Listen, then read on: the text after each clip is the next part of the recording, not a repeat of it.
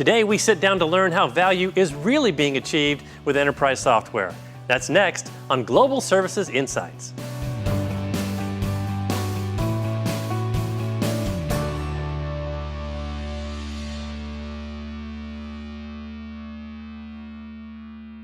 Thank you for joining the conversation. We're here talking about value with enterprise software, and I'm here with Jerry and HD. Jerry, why don't we get started with you?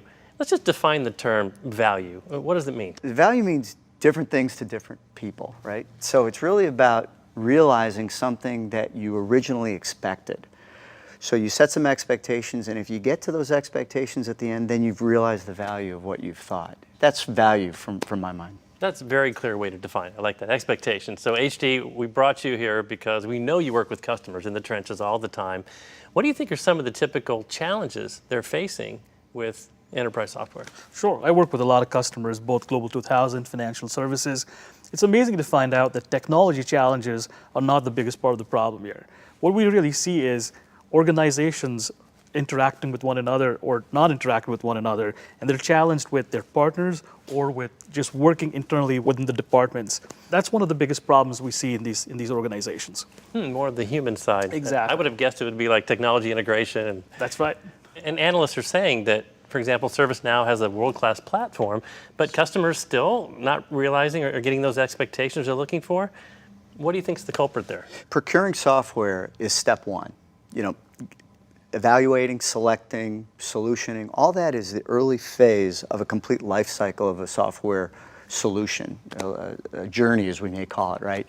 So deploying and adopting and then having folks realize the value from the adoption of that software, that's where value comes from. Secondly, to do all that, you need resources, you need people, you need all types of assets to get these things accomplished, and that takes time and funds and deprioritization of other types of things, all the typical things that a CIO and an IT staff deals with every single day. Would you agree, HD? I definitely do. You need a guy like this in there who does this 100% of his time every day. This is what he does. Let's hear more about when you're in there. Sure. Tell us about a specific customer example. Just giving a very recent example, met with a Fortune 100 company, and they were talking about the biggest challenge they have right now is having their users use the self-service portal. They've got users calling into the phones, into the help desk, via email, and there's a lot of cost associated with that.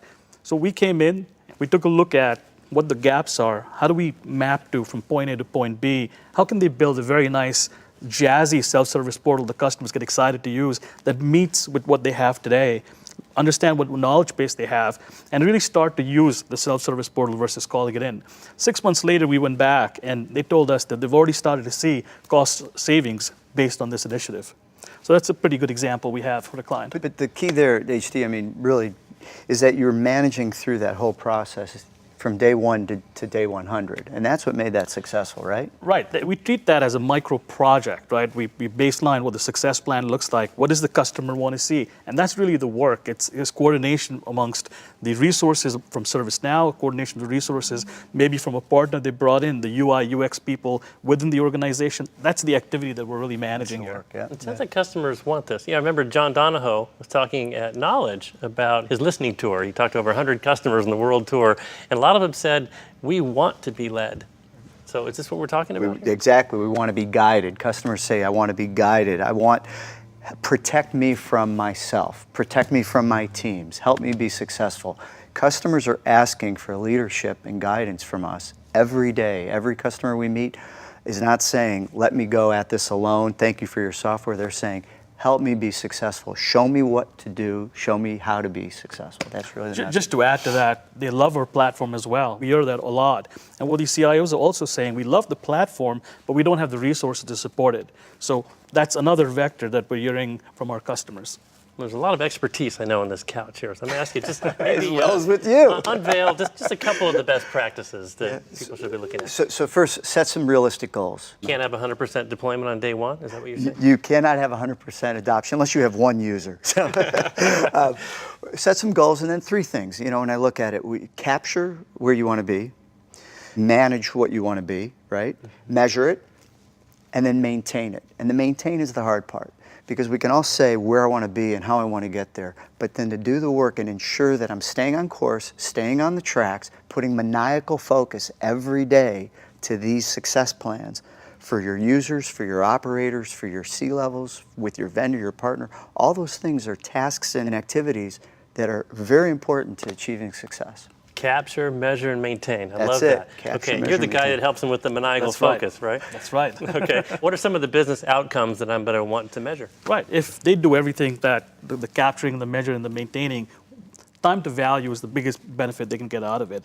It's some of the ancillary savings are also cost optimization, resource optimization, but the most important is the time to value, given the bench strength ServiceNow brings to the table.